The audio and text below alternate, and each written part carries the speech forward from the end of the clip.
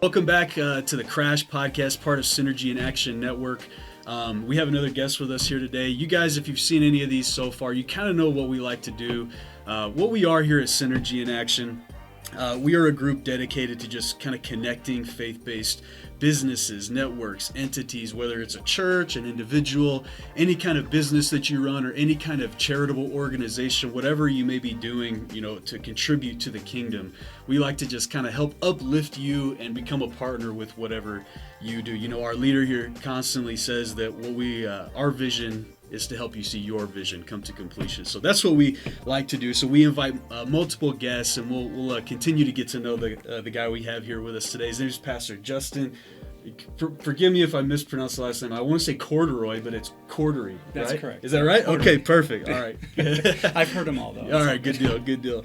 So we're going to get to know him a little bit today. I'm excited to have you. It was cool catching up with you a little bit. He came in toward the end of our group meeting there, and he shared a little bit of his background and where he comes from. So I'm excited for you guys to get to know him. He is the associate pastor, right? Mm-hmm. Is that the right title? Okay, cool.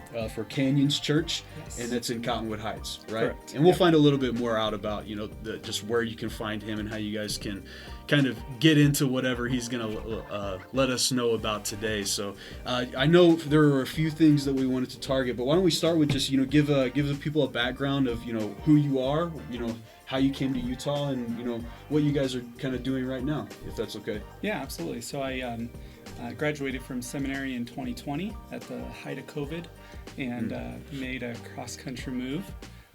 Which was fun. Bold. and started ministry at Canyons Church, and primarily overseeing youth and family.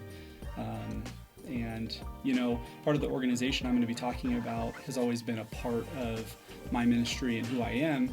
And so becoming associate pastor, working with students,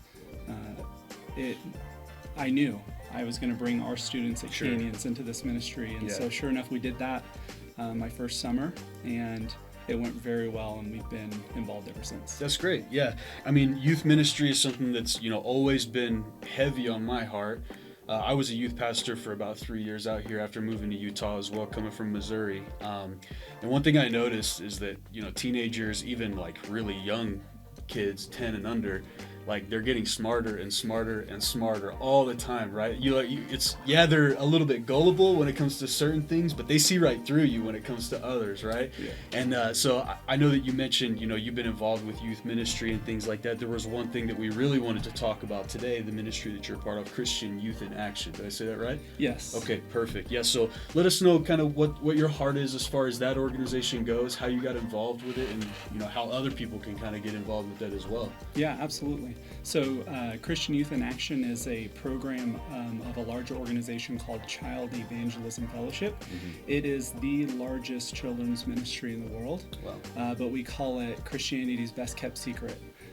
So we're in every nation of the world except for one, and so that's North Korea. And I want to say 18 million children reached last year. We have tens of thousands of missionaries, and like I said, just kind of like one of Christianity's best kept secrets. Sure. Well, Christian Youth in Action is kind of an arm of that, where we invite and challenge youth, 12 to about 18, to come train for just over a week. It's intense training. It is, all day of classes, and what they're doing is they're learning how to share their faith, specifically with children. And they're utilizing tools like the Wordless Book, and they're learning tools of teaching children and teaching methods, and everything that you could need to go to a park. You have your curriculum with you. You go to a park, and kids that are there, invite them to come over, and you've got all the training and all the resources you need to share the gospel with them. And we see kids come to Christ all the time, and it's such a privilege and an honor to see that. And so we invite all teenagers that have a firm and genuine relationship with the Lord, and who want to try out ministry, if they want to grow and be challenged in their walk, to reach out to us, and we will interview them and take them to training. Yeah. That's cool. You said something really cool, and this is just me kind of like being interested in the stuff that you're saying. You mentioned a wordless book. What is that? Yeah. So this is almost, I want to say timeless, but pretty close. It's a tool that is made up of colors that tell the story of the gospel. And you hand it to a child and you say, what's different about this book? And they say, well, there's no words, it's just colors. And so you use the colors of those pages to share the gospel. Like I said, in a very simple, we talk about it, it's not in a childish way, it's in a childlike way. Sure. And honestly, we all could benefit from hearing the gospel in a childlike way. Absolutely. Yeah, I mean, that's kind of how we're supposed to hear it, right? I mean, that's one of the great things about the gospel is that it's so simple that children can understand it, right? And should be able to understand. We as adults, we throw theology into the mix, doctrine, we throw, our own opinions a lot of times, and we kind of convolute it with the truth, like with what we are supposed to be viewing as the truth, you know what I mean? And so I think that's a powerful thing when you can figure out how to simply present the gospel. And another thing that you mentioned that we were talking about right before we came on, just about how you utilize teenagers to target the people just under them in age group, because as we were talking about, people are always looking up to the people the next age level above them, kind of like a pyramid, you know what I mean? We all have and crave that mentor-mentee style of relationship, even if we don't know it. Like, we're always kind of seeking after that because we want to be like those people that we view as cool or reputable or smart or whatever it may be, and whatever level of education you have, you're always kind of craving that. So I think, how you utilize teenagers to target, younger kids and them to target even younger kids. And, one of the great things about the gospel, whenever it's presented accurately, is that growth begets growth. Like, once you see, these kids learning something about the truth, they begin to share that and be like, hey, did you hear about this thing that I'm a part of? And that you guys can continue to grow in that way. And as you mentioned, I mean, I didn't even know that you are in every country except for one. What's the last country? North Korea. Oh, makes sense. One. Yeah, it makes sense, I guess. Yeah. That's great, man. Well, that's awesome. We had another one of your friends, Terry, who came and shared a presentation with us and showed us a little bit how to get involved in Children's Evangelism Fellowship. Children's Evangelism Fellowship. Child Evangelism Fellowship. We'll call it CEF for short, just CEF. For the sake of this podcast. And he was kind of explaining how you guys have been allowed to be involved in schools, which is kind of something that's different for public schools nowadays, because there's a lot of separation that's involved in a lot of things that we aren't allowed to do and present. Do you know anything about how you guys are able to get involved in those schools and things like that? I am. So the Lord really used CEF. I want to say it was about 2000. There was a lawsuit was brought up against CEF for holding religious education and activities in a public school. Yeah. So there was a group that was not for that and sued us, and so what ended up happening is that went all the way up to the Supreme Court. Wow. And so CEF is part of what I would call a landmark ruling, which was if a public school is going to host any extracurricular activity, it must include and allow for religious activity. And so it opened up the doors across the nation. A school cannot say no to us unless they say no to everybody. Right.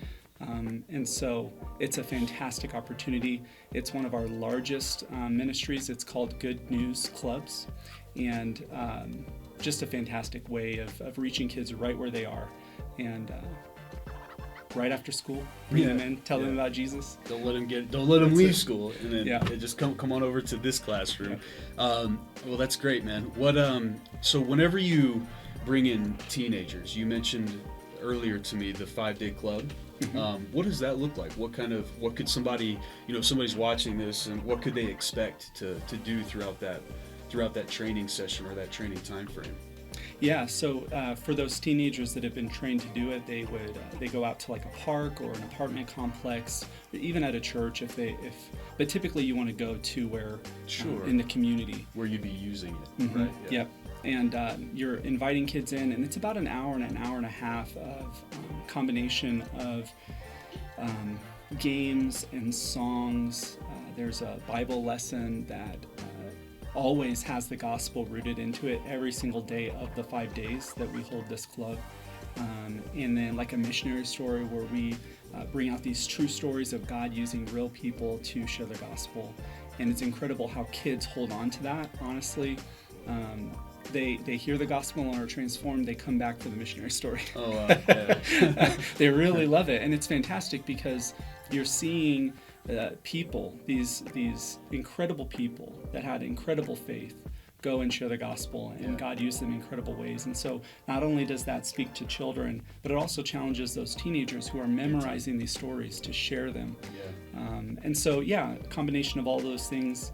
And like I said, about an hour every day of the week, Monday through Friday. Yeah, I think the methodology behind it is honestly amazing, because if you can target, whether it's at-risk teens, at-risk youth, at-risk kids, or just the wholesome around the neighborhood kids, I mean, whoever it is, it's important that we reach them at a young age. I've read statistics that tell us, if you reach a child before he turns 12 years old, he's way more likely to hang on to that, to hold on to the truth that you kind of expressed to him and that he's heard whenever he was, before we run into the world and we become, mixed up in sin and things like that as teenagers. I mean, it's important that you do exclaim the word to them, before they reach that point, because, Proverbs says, train a child up in the way that he should go, and he'll return to it. He'll come back, even if he does go out like the prodigal and experience those other things. Sometimes we all have to hit that point, but the thing is, the truth is there.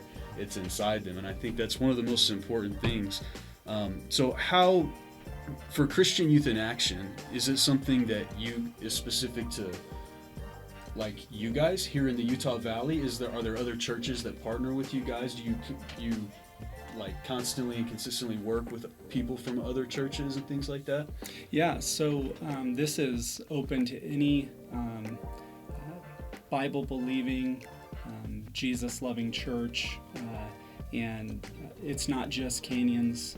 This is any church that would like to be involved, that have teenagers that would be challenged by this and want to do this. So definitely not church-specific. Sure. CEF is interdenominational, and it's fantastic. It's one of those things that breaks the barriers in my mind. There are about, I want to say, 15 core doctrine that if you are a Christian with the Spirit who has trusted Christ, every one of us can agree with these. Yeah. And if you can't, then these are the fundamental concepts of Christianity. And so it breaks down barriers between churches. We can work with Assembly of God, we can work with a Bible church, we can work with Baptist church, whichever, however that works. One of the highlights of CEF is that we are evangelistic. Yeah. Not necessarily discipleship. What we do is we trust that into the hands of the church. That's good. So we'll come in, we'll help you share the gospel, right? See people saved, then it's your responsibility as a church to disciple them. Yeah. And so when it comes to doctrinal distinctives, like we're going to trust the Lord and we're going to trust the church with them discipling. But it's a beautiful thing to just, like, we can all gather around the gospel. That's powerful. I mean, the sower went out to sow, right? He didn't go out to water. That was another person's job. He didn't go out to fertilize. That was another person's job. Paul plants, Apollos waters, God reaps the harvest, right? I love that mentality, is that, you have your specific purpose, and then other people who come along after that the Lord, has provided that opportunity for, we'll continue to work with them and guide them along that way. Well, that's powerful, man. I love the, just the focus on evangelism, and I am jealous of it, to be honest with you. So I would love to be a part of, whatever it is that you guys have going. I need to go through the training. Absolutely. Honestly, man, it'd be fun, because like I said earlier, there's honestly nothing more important than targeting our youth and hitting it early and often, just consistently pounding the truth into them. So, I mean, I think that's, we provide every opportunity that we can, and just continue to target them and focus on them. That's powerful, man. Well, I love to, kind of whenever we start wrapping things things up just to kind of, figure out a little bit more about whoever we're chatting with. I think, you mentioned you came from Texas, right? Dallas Theological Seminary, is Yes. that right? Okay, Yes. perfect. What was your major or anything there? Or did you have that in a concentration, major, focus, whatever that was? Yeah. So the primary degree at Dallas Seminary is like a 4-year Master of Theology, and with emphasis. And so mine was educational ministries. Okay, cool.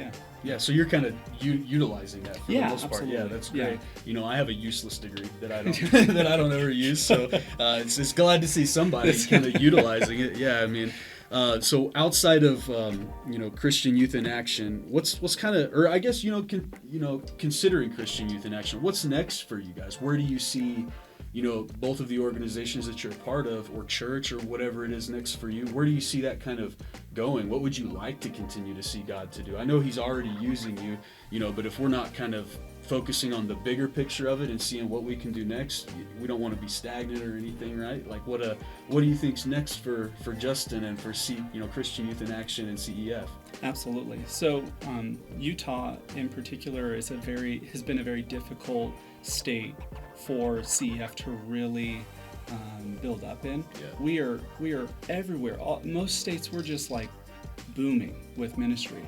Utah is hard, and I think if you live here, if you're a Christian here, you understand why. Yeah.